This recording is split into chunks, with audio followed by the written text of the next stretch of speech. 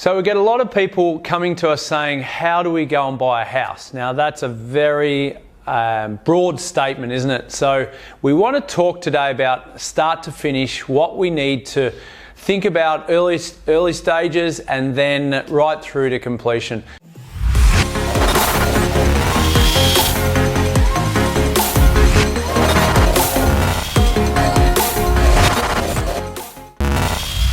So let's go right back to basics. First thing is we need to understand that it's on our goal sheet to go and buy a property. Right? It's a done thing for a lot of Australians, but for you, it might not interest you at this stage in your life. So you need to understand that there is actually a goal to go and do that. We need to have the foundation set before we even think about going to buy a property.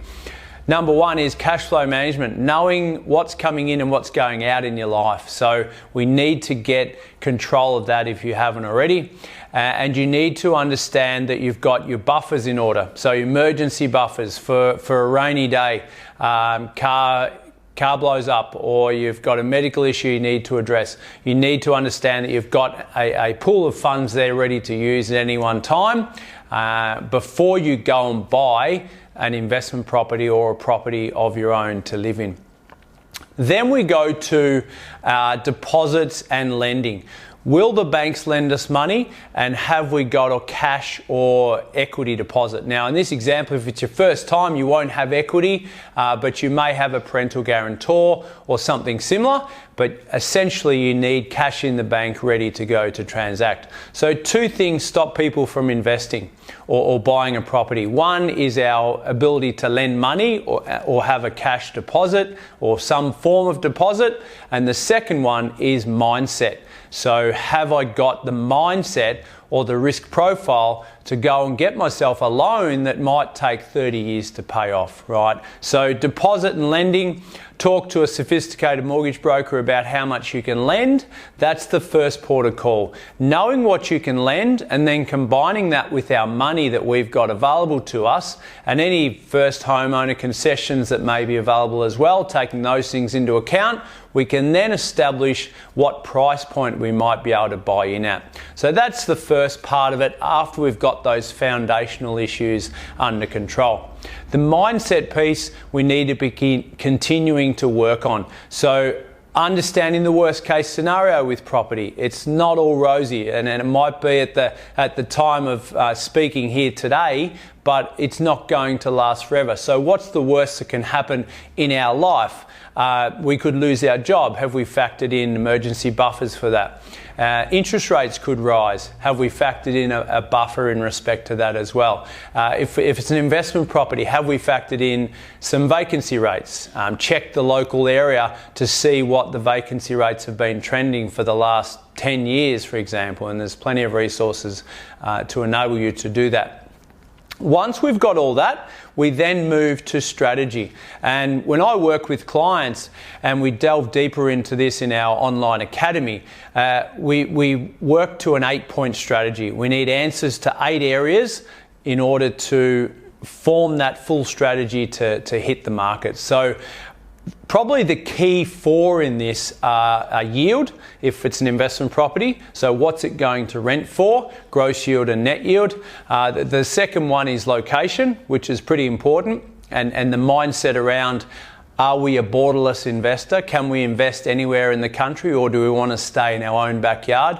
The type of property, house, unit, apartment, townhouse, and then the fourth one is obviously price point. So what will the banks lend me? What's my mindset or risk profile around max purchase price? What's a figure that'll keep me awake at night? It's not worth going above that. So combining those 4 together give you a really good starting point. There are others in terms of your buying entity and a few other things in respect to the overall strategy, but that's a pretty good start.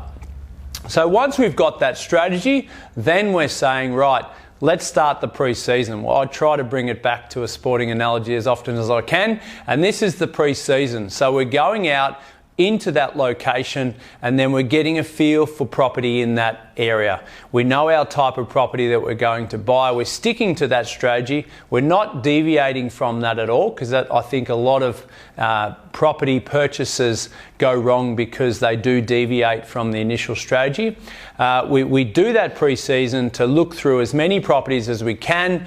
And a lot of that might be done online. Technology is amazing today, where we almost feel as though we're in that street. So we can do a lot of that online and do the pre-season required to get a feel of confidence to know that we're pretty close to starting to put in offers. And that's when the main game starts. Round one, we're saying, right, let's start to put in offers. Let's talk to agents, develop relationships, knock down some doors of agents in respect to any off-market opportunities, and then really understanding what you're prepared to pay for something, because you've done your research, you've done that pre-season.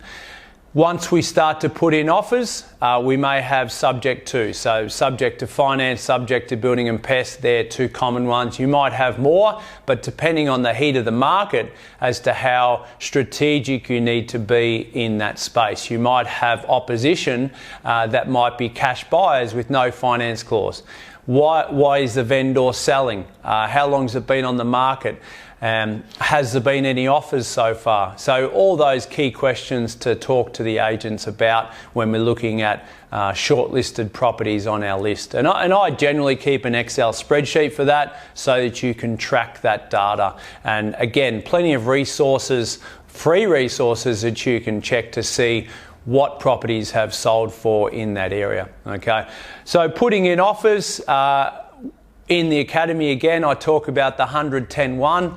Look through and research 100 properties, put 10 offers out there, and you'll land one, generally speaking. You might not go that aggressive.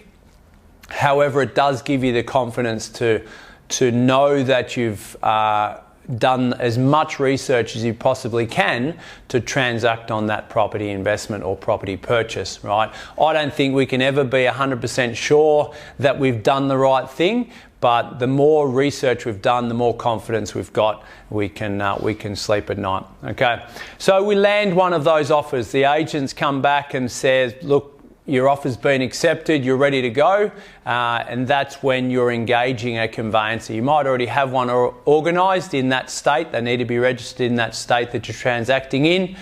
So we're dealing with contracts. We're getting them to look over it, getting an understanding of what's in the contract. At the same time, you're dealing with the mortgage broker to get your finance sorted, giving them a signed copy of the contract. They order a valuation, they get that done. You're also ordering a building and pest inspection. Well, personally, I would anyway. I'd always have a building and pest inspection done on the property that I'm going to purchase. So key levels of mortgage broker, conveyancer, building and pest, and you previously probably had a conversation with your accountant if it was an investment, just to say, look, I'm looking at buying this, anything we need to keep in mind there in respect to entity or anything else there. There's plenty of other things that we need to include in there, but again, for today, that's high level stuff that we need to take into account when we're going down that journey. And then ultimately, we are purchasing that property should everything stack up, and would have a settlement period. Usually would have a cooling off period of maybe 5 to 10 days to get all that due diligence done, to make sure that, yep, final ticks we've got sorted.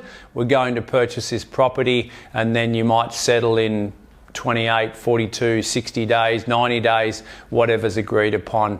Again, talk to your mortgage broker about the time it requires to get that finance sorted. So all in all, that's a brief indication of what to do from start to finish when looking at buying a property, whether it be your owner occupier or your investment property. But high level, start to finish, there we go. That's how to go and buy your own home. If there's any questions or queries, just sing out.